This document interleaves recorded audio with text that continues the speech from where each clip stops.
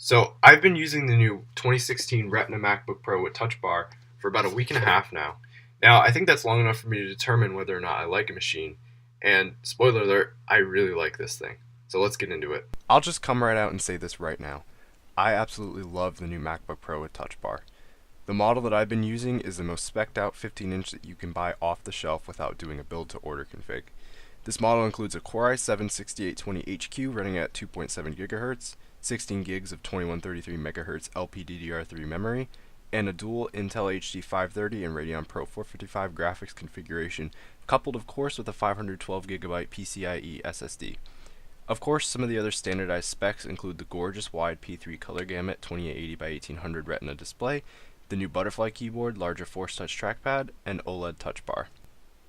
So the MacBook Pro I used prior was a 15-inch mid-2012 MacBook Pro sporting an Intel Core i7-3820QM, 8GB of 1333 MHz DDR3 RAM, and a 240GB SanDisk SATA3 SSD. Aesthetically and build quality wise, it's hard to beat this new MacBook Pro. The unibody design is more refined than ever in this iteration. Its thinness makes no compromises in sturdiness either. It's very difficult to flex this laptop, and it's all around a joy to use. As with any Apple product, it's also the source of controversy. Starting of course with the I/O, this specific configuration only has 4 Thunderbolt 3 ports and a headphone jack. And honestly, that's more than enough for me. I carry around a single dongle with me when I go to school. It's this USB-C to Ethernet that also gives me 3 USB-A ports, and that's generally all I need even at home. Yes, I do miss the SD card, and it's something I wish Apple had left intact for this generation. But I have this pretty sweet USB 3 Kingston card reader that I can use, seeing as how my Mac Pro doesn't have an SD card reader either. Next up is the keyboard, and I can safely say that after the first day, I didn't miss my old MacBook Pro's keyboard at all. This new low travel butterfly keyboard is a dream to type on. Being a huge fan of mechanical keyboards, I don't mind the noise at all, and the nice tactile feel almost makes me feel like I'm typing on a low travel mechanical keyboard, and it's absolutely beautiful. The keys are much sturdier than my old MacBooks, and while I don't have the machine to directly compare the sound level to, I do have my Apple keyboard here to provide an approximation.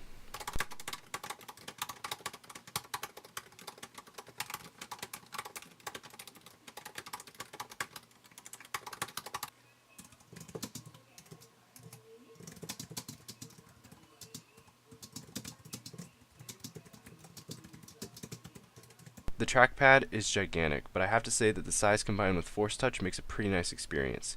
There's an even click no matter where you are on the trackpad, and I don't always use the full real estate of the trackpad, but since I never use tap to click, even on my mid-2012, I've never had any issues with missed clicks or palm rejection, and the trackpad has worked absolutely beautifully for me.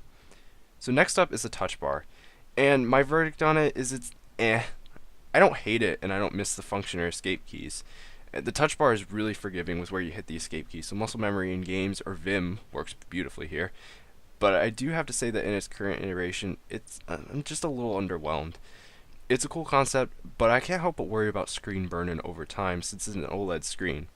But I will say this, Apple absolutely nailed the feel of the touch bar. It's smooth and it's a joy to use, and when apps properly support it, it can be a neat extension. Final Cut Pro 10, for example, was just a great example of the touch bar. Finally, there's battery life. So I was getting about 7 to 8 hours on my mid-2012 MacBook Pro doing web browsing and either listening to music or writing papers, or some combination of the three. So while many complain about battery life, I didn't own this laptop in its early days, so I didn't experience any of the 3-hour battery claims that others did. So software updates have obviously fixed this. However, I'm still not able to get the 10-hour mark that Apple claims on most days. I'm at least getting equal battery life to my mid-2012 model doing the same tasks, but the minute that the GPU is engaged, my expected battery drops from 8 to 2 to 3 hours, which I happen to find pathetic. Luckily though, the charger is compact enough to take with everywhere, and if I need to, I'm able to charge the MacBook Pro off an external battery bank. I just hope that Apple can issue a software update to fix the battery life on dedicated graphics, but I'm doubtful.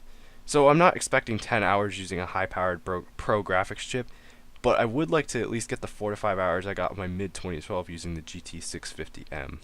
Performance has been nothing but consistently solid on this machine. Everything from startup to reboot between macOS and Windows has been an absolute dream. The SSD is super fast and even maxes out Blackmagic's disk speed test, and makes working with videos on the internal drive easy. Code compilation is super quick and Final Cut Pro is buttery smooth on this machine. However, Adobe's apps, which I heavily use, could stand to use some optimization. InDesign is the biggest offender and will often beach ball when I switch between multiple open spreads. Even the games that I play on this machine, while not the most demanding like Team Fortress 2 and CSGO, are an absolute dream.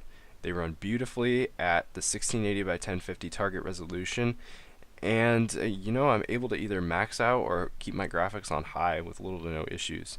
However, I purposely keep my graphics low in CSGO. My final verdict on this machine should be clear by now. I absolutely love it.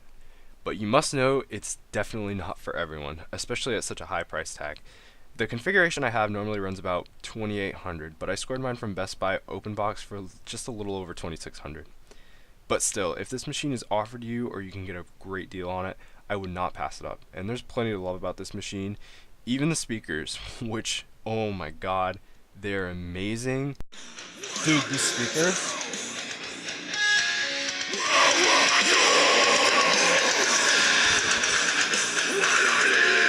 And loud, and they sound great, way better than the mid 2012s, and very rarely do I ever feel the need to hook up external speakers.